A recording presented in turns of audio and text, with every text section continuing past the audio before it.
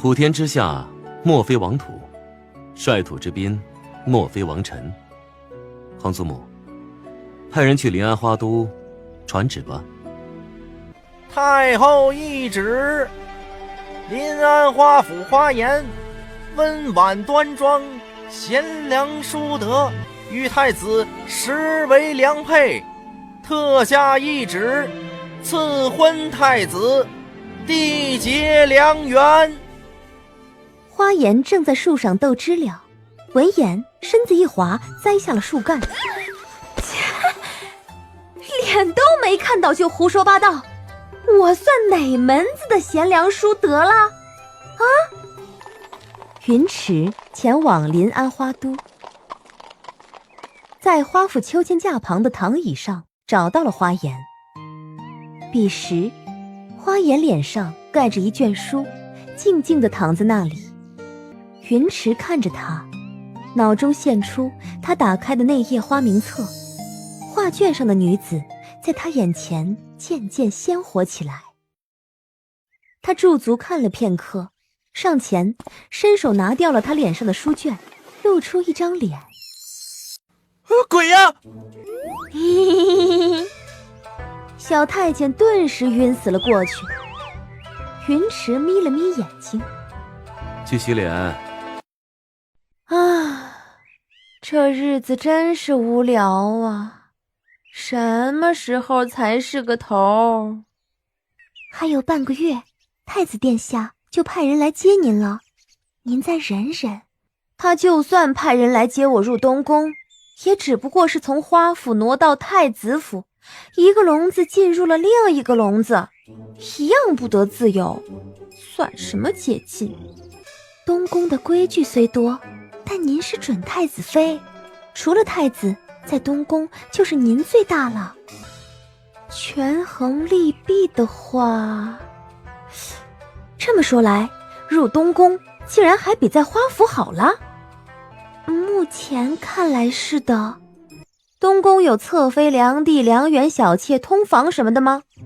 贵义府邸里的公子哥们都很早就备有通房的，太子身份尊贵，应该不会没有吧？女人多的地方应该很好玩吧？小姐，那可是东宫，就算有很多女人，也是太子的女人，不是您能玩的。太子的女人有什么了不起啊？还不一样是女人？我最喜欢看女人娇滴滴、哭啼啼、花枝招展、可娇可媚的模样了。还有半个月呢，太漫长了。不行，我受不了了，咱们这就启程去东宫吧，再在府中待下去，我就要闷死了。临安这花香味儿闻久了着实腻歪人，咱们去京城闻闻美人香好了。小姐，您不等太子派人来接了，就这么去京城，不太好吧？有什么不好？他派人来接，兴师动众的，麻烦死了。不如我们自己去，轻装简行，多简单。这老太爷、老太太、老爷夫人、叔伯们会同意吗？我主动去东宫，不再留在家中，让他们日日盯着头疼，他们估计嘴巴都能乐开花。我又不是逃跑，估计他们会举双手双脚赞同。可是真啰嗦，走不走啊？痛快点儿，你不走我走了。花颜回屋，3两下便收拾好了行囊。据说东宫种有一株凤凰木，曾有人评语，东宫一株凤凰木胜过临安万千花。我倒要去看看那凤凰花有多美。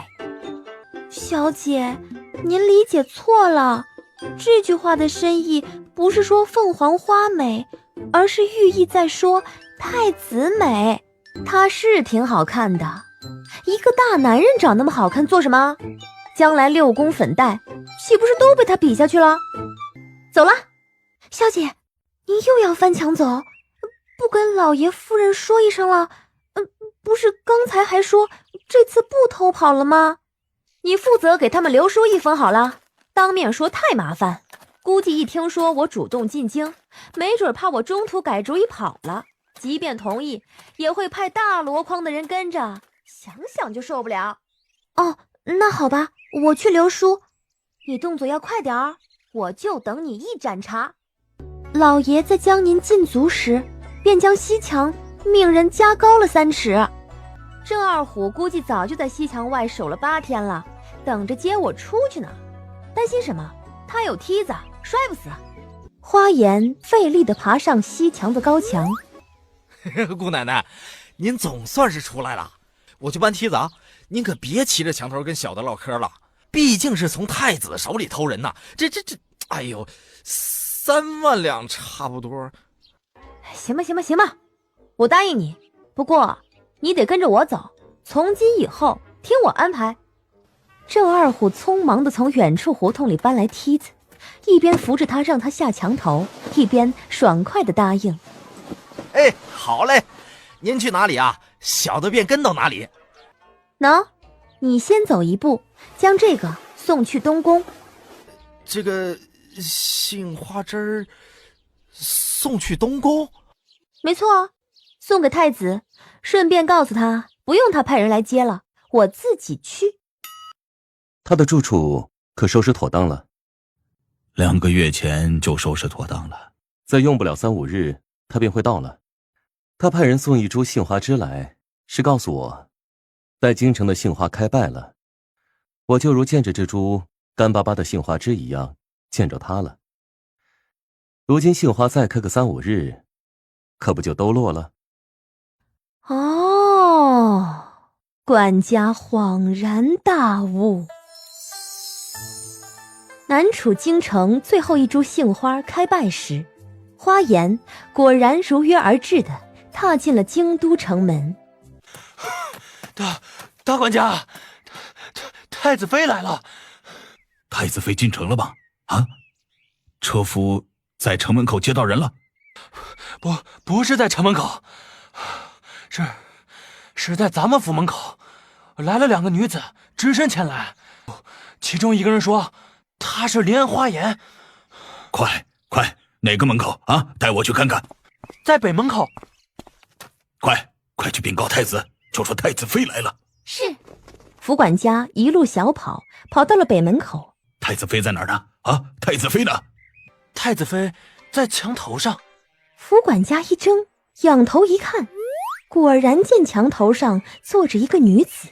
老奴来府拜见太子妃。哼，原来是东宫的福大管家，有劳你前来接我。话落，他轻轻一跳下了墙头。我走累了，门口没有凳子，便在墙头上歇歇脚。殿下说您这几日就会到，老奴每日都派马车去城门口接呢，竟然没有接到您，这车夫办事不力，回头老奴定然禀了殿下，重罚于他。我进京时确实没有看到北城门口有车夫啊。您不是从南城门而来？没有啊，从北城门。从临安到京城应该由南城门进城才对啊，您怎么会从北城门进门呢？难怪车夫他没有接到您呐。听闻京北30里有一处半壁山清水寺，寺中抽1元签十分灵验，我便折道去试试。话落，他从袖中拿出一支签递给来福。我的姻缘也事关太子，你拿给他看看吧。这大凶之签好像不是个好兆头，趁着我还没入东宫，你问问他要不要换个人做太子妃。府管家一怔，接过花颜递给他的姻缘签，低头一看，脸色顿时变了。大凶那2个字刺得他眼睛疼。这签。大管家，太子可在府中？你快去问问，我还上墙头上再去歇一会儿，等你回来。说完，他又要爬上墙头。太子妃有椅子，您那不必再到墙头上歇着呀。快，快去搬把椅子来，让太子妃歇歇脚。是。太子妃，您先等等，殿下今日先伏在府中，老奴这就去问问。好啊，你快去吧。福管家足足跑了2盏茶，才跑到了太子的书房。殿下，太子妃她求了一支签，让老奴交给您。什么签？哎呀，您看看就知道了。云池放下奏折，进来吧。福管家连忙推门而入。云池伸手接过那支签，只见签上写了4句签文：月老门前未结缘，凤凰树下无前缘，桃花随水逐红尘，牡丹亭下不惜春。总结一句话：无因无缘，花开无果，有始无终。签尾写着若求姻缘，乃大凶之签。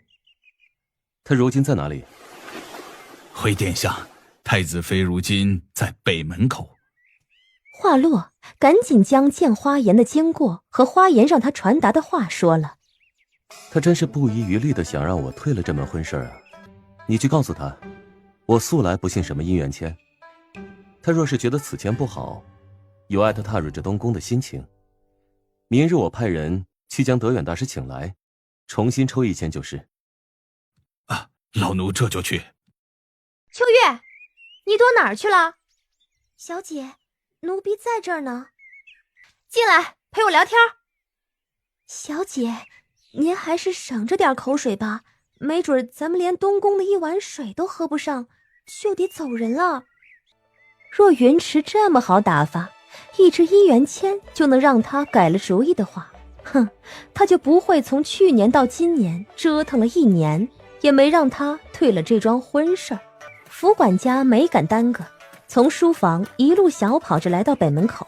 太管家，跑得这么急做什么？我又不怕等。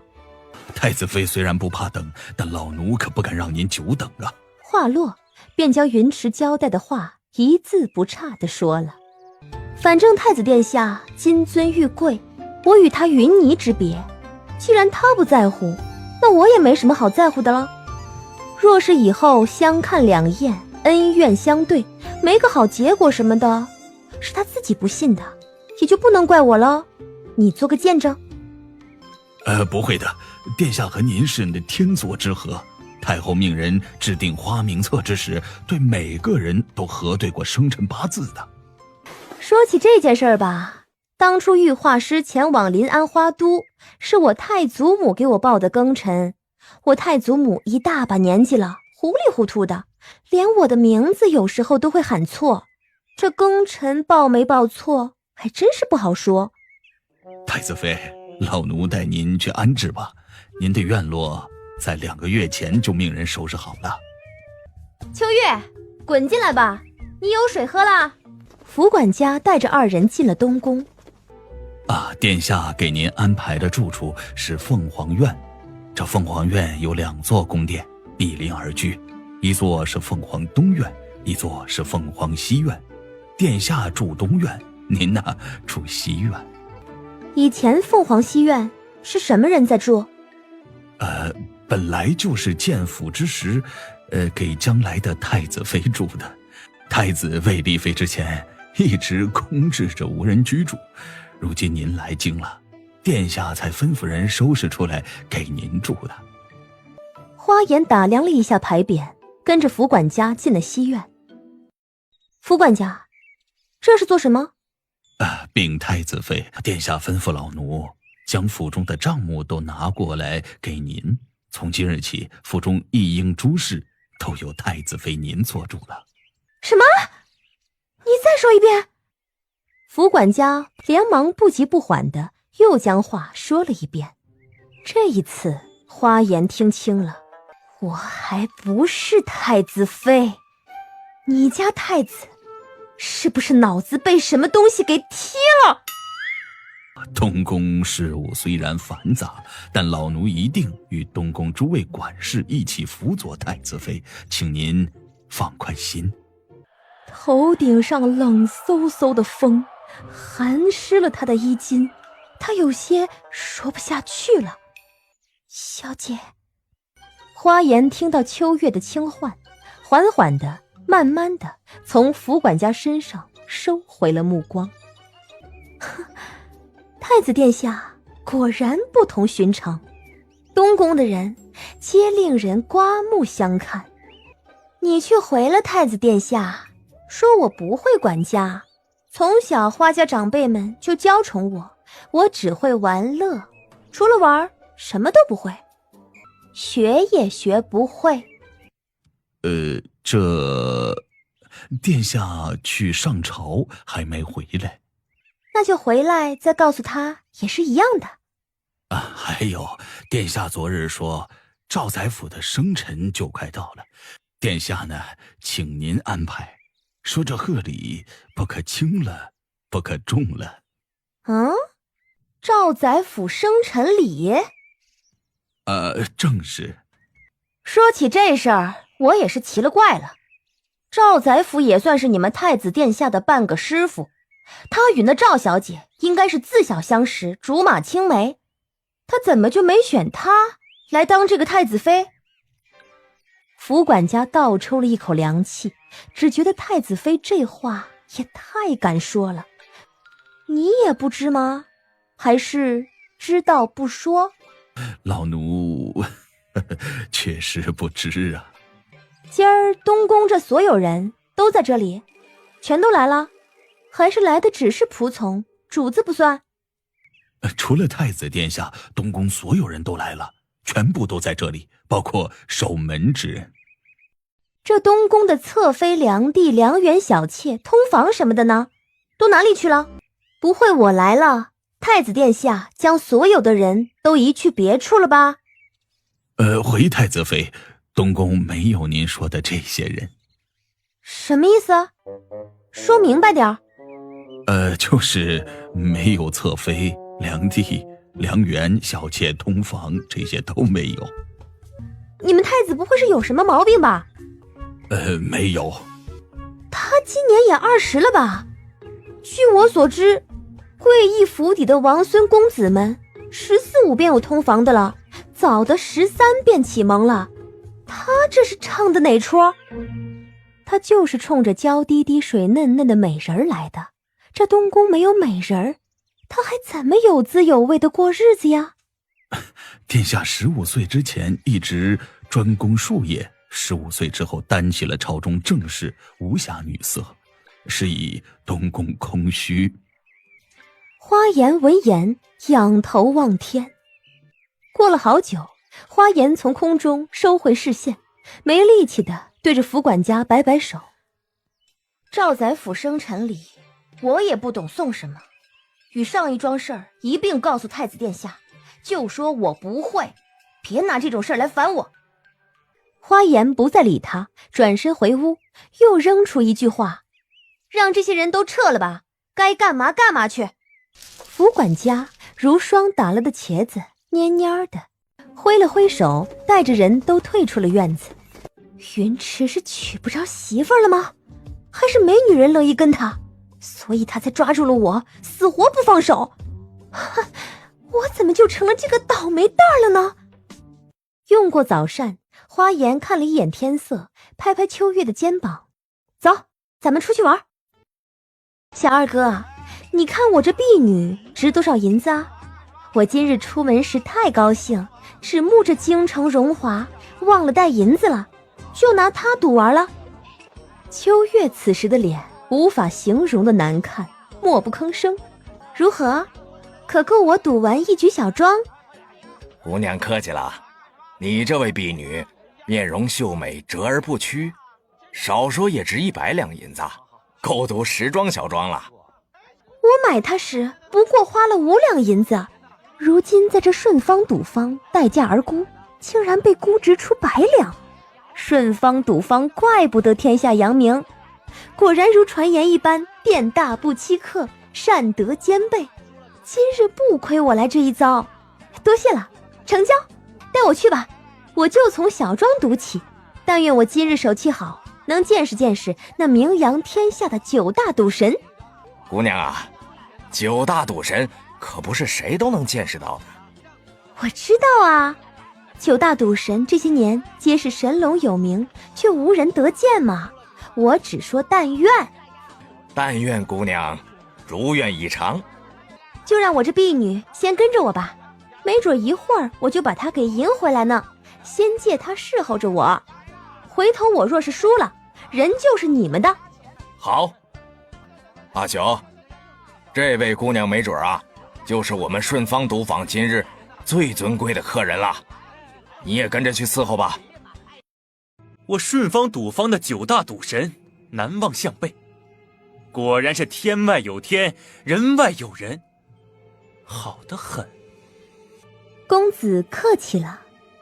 想拿走我顺芳赌坊多年所赢之力，不单是赢了9大赌神，还要和我敬的一盏茶。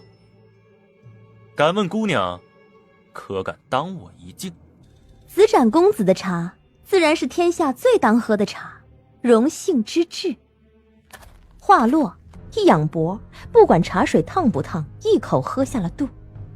姑娘高兴大名，苏子展今日指教了。临安花颜，他怎么会是太子妃？不可能吧？怎么会在这儿啊？太子妃怎么会来赌呢？他怎么会来赌呢？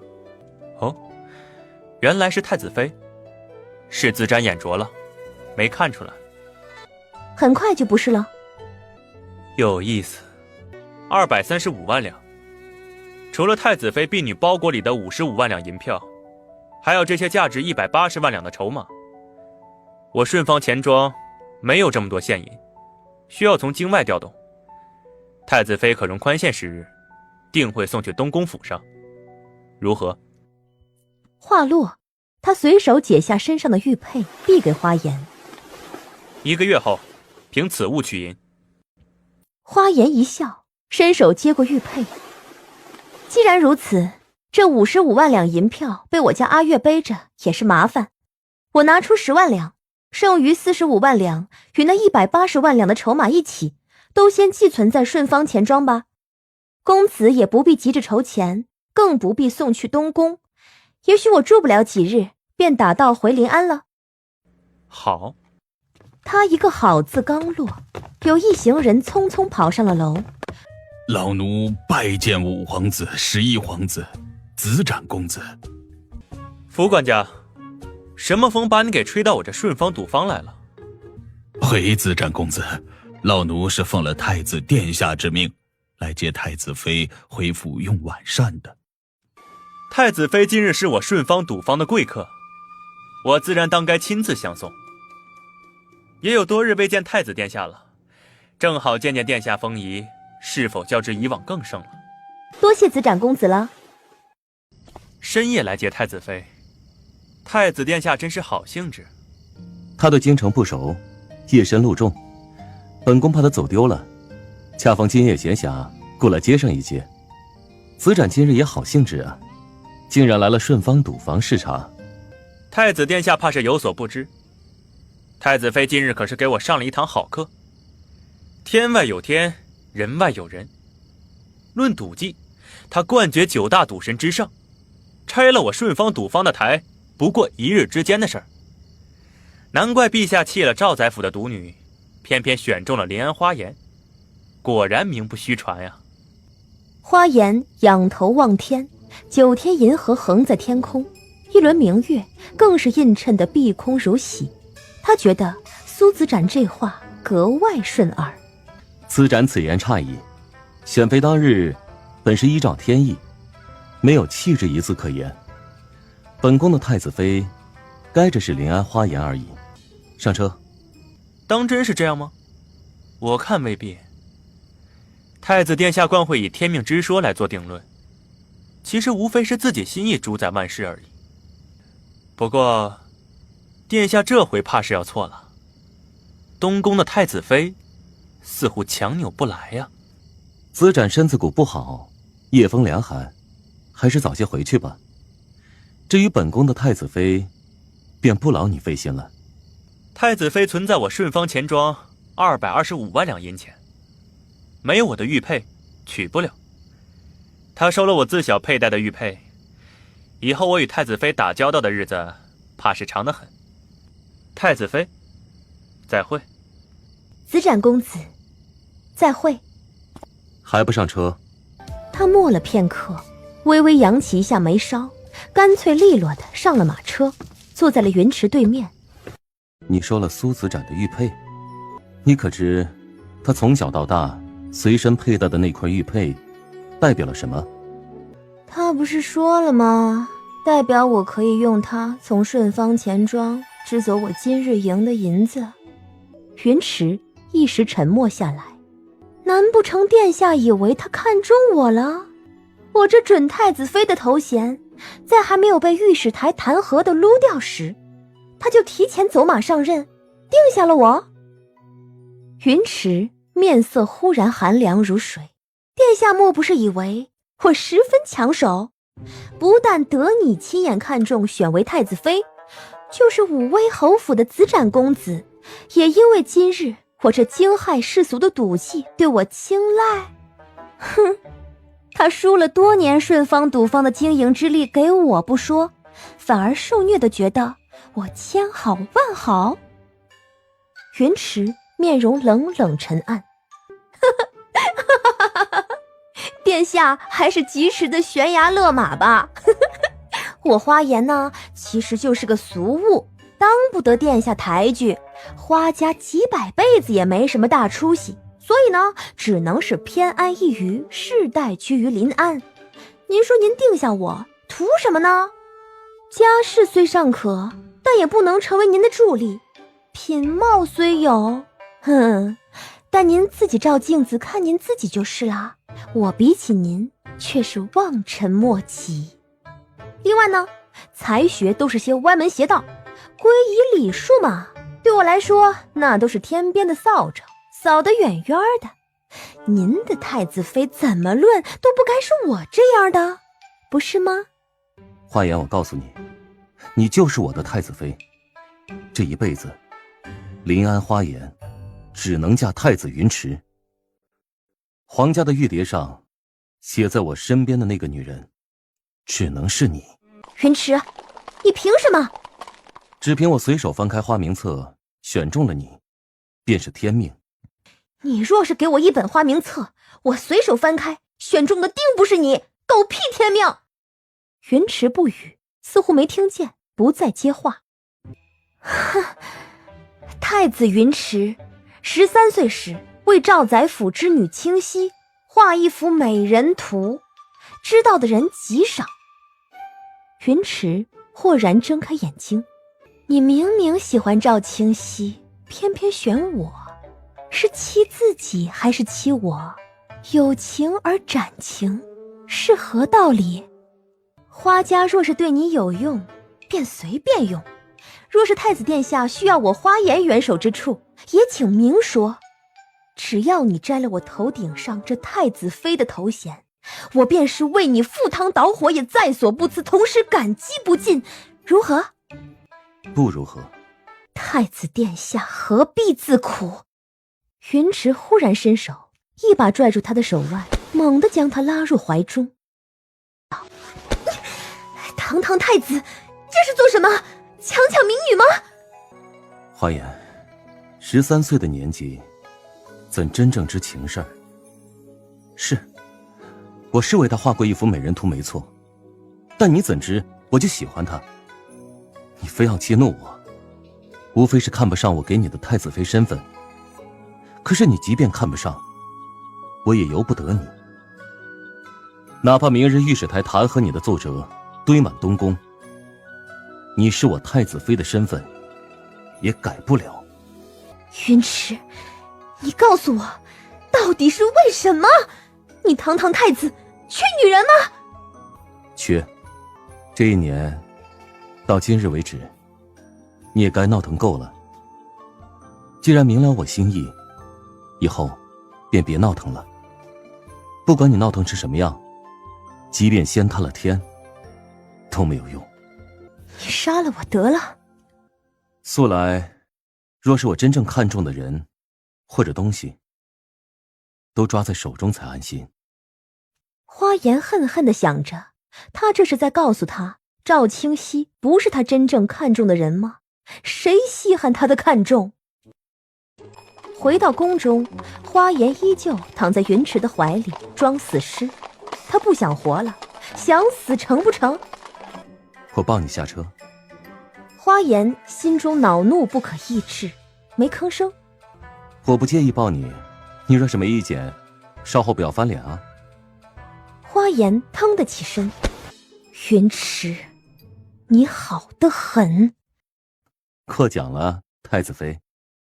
花颜额头突突地跳了几跳，恼怒地掀开帘子跳下了车，拔腿走了2步，猛地停住，忽然回头，子展公子的玉佩着实是上等佳品，我喜欢得很，不打算还了。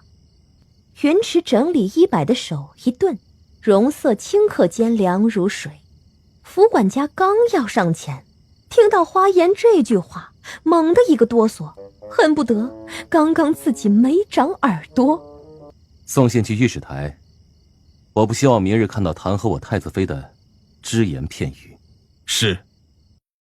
醉红颜，苏子展竟然拿出了尘封的醉红颜，如此堂而皇之的送入东宫给花颜，他竟然还收了。备车，回府。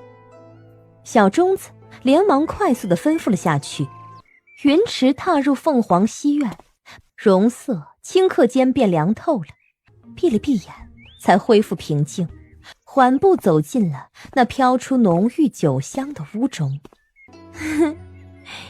今日得了醉红颜，平生再不想沾别的酒。太子殿下，可进来也喝一杯，再晚可就没了。他缓步走到花颜面前，一把拉起花颜拥入怀中。当真如此好喝吗？那我便尝尝。说完，他忽然低头吻在了花颜的唇上。花颜猛地睁大了眼睛，用力地挣扎，云池却死死地圈固他在怀中，手臂如铁钳，让他不能动弹分毫。温凉的气息在他唇上辗转席卷，丝丝的酒香，丝丝的甘甜。花颜心中升起滔天的怒意，动弹不得，张口就要咬云池，偏偏他躲避得快，他不但没咬到，下一刻便被他吻了个密不透风。酒意熏头，身子却一寸寸僵硬，如坠冰窟。花颜只觉得他被罩在了网里，男子清冽的气息由唇瓣、舌尖传遍他的身体，让他心神俱颤，时间被无限拉长。在花颜快要窒息时，云池放开了他，贴在他唇边轻轻喘息，声音迷哑。花颜，我告诉你，我云池定下的人，谁也动不得。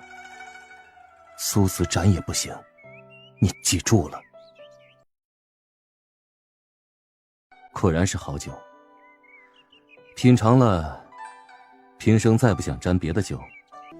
云池，你让我做这个太子妃，有一天你别为你固执的决定后悔。仔细我让你拿南楚的江山陪葬。你便就这么不愿意做我的太子妃？为何？我想知道，我云池哪里不好，令你如此看不上？宁愿收了苏子展的玉佩，为他送的醉红颜动心，而对我不屑一顾。天下女子何止千千万万，云池，你何必非要拾起我这一粒尘埃，做你的身边人？明州虽好，亦有蒙尘入土时；尘埃虽小，亦有拨云见日时。来府。府管家立即从外面跑了进来。殿下可有事情吩咐老奴？将这半坛醉红颜派人送去武威侯府，还给子展公子。就说我与太子妃共品了此酒，的确是世间顶级佳酿。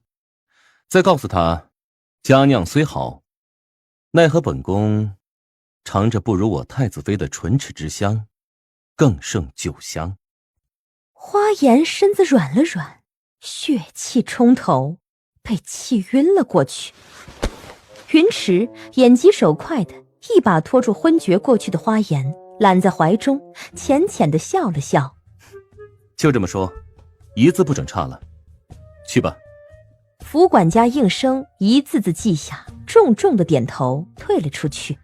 花颜昏睡着，云池身子忽然向床边一靠，半躺在了花颜身旁，闭上了眼睛。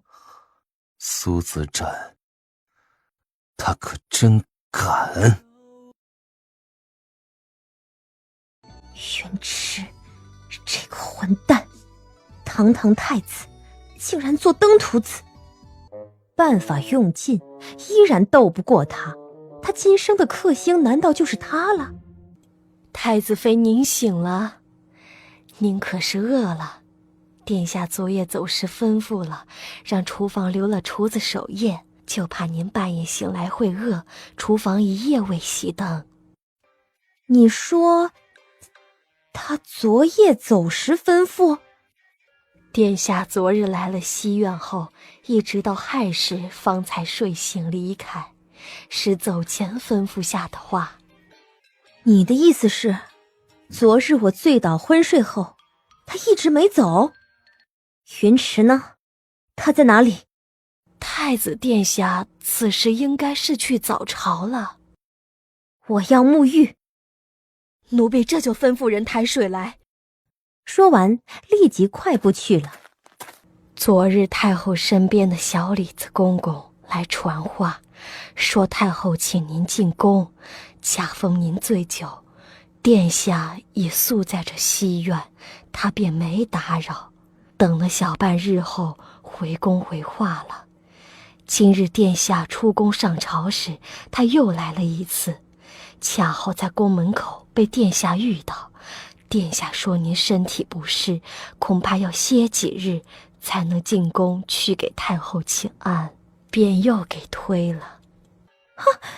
不是酒量不适，而是身体不适，如此让人误会的话，他这是要干什么？堂堂太子，这种手段他也使得出来。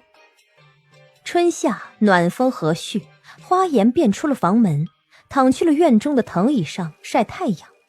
他呢？可睡醒了？回殿下，太子妃天还未亮时就醒了，用过早膳，太阳出来后，她便躺在院中藤椅之上晒太阳。晒着晒着呢，又睡着了。如今似乎还在睡呀。云池蹙眉，看了一眼天色，抬步去了凤凰西苑。云池缓步走到藤椅前，低头看了花颜片刻，忽然伸手将他连人带宝毯一起抱起，向屋中走去。他刚走2步，花颜便惊醒了。你做什么？放我下来！登徒子。登徒子？不是吗？我难道说错了不成？你是我的太子妃，以后冠我之名，属我之姓。如今我如此对你，也算不上轻薄梦了。听说你在外面睡了半日了，仔细着凉，还是屋中睡比较好。与你何干？我就是乐意在外面睡。云池抱着花颜迈进门槛，跨进了里屋，将她放在了床上。我闻你昨日的酒香还在，你若是再不规矩，我不介意再品尝一番。花颜怒极，堪堪地住了手。云池见他规矩，似有些失望，慢慢地撤回手，直起身子，刚要再说什么，忽然看到衣袖上沾染了血迹，一怔：你受伤了？你才受伤了。那我从你身上沾染的这血迹是怎么回事？花颜刚想说，谁知道你从哪里沾染的赖在我身上，忽然想起了什么，伸手往身后一摸，探到了一片如湿。老天，癸水来了！你出去！你还没给我一个解释呢。你真的要我给你一个解释？说来听听。我的癸水来了，不知殿下这东宫可有准备布包、棉絮之类的东西？我如今不便使唤人，殿下既然与我不是外人，便去帮我找找这些东西，拿来好了。竟然是他的癸水。他动了动嘴角，在花颜笑盈盈的注视下，竟然说不出话来。堂堂太子竟然也有这么一副呆呆傻傻的样子。今日我可算是开了眼界了。你连女人的癸水也不知吗？你到底是不是女人？我是不是女人？你如今不是正在验证吗？别告诉我，男人也有癸水这种东西。半晌，云池终于受不住花颜的眼神，羞恼的一拂衣袖，快步出了房门。临安花颜，他总是知道怎样扭转利弊，他自己做出的事情，反而让别人无措可施。天下有哪个女人能在做出这种事情之后还笑得如此畅快？殿下，你去屋里看看他可有什么需要，照办就是。是殿下。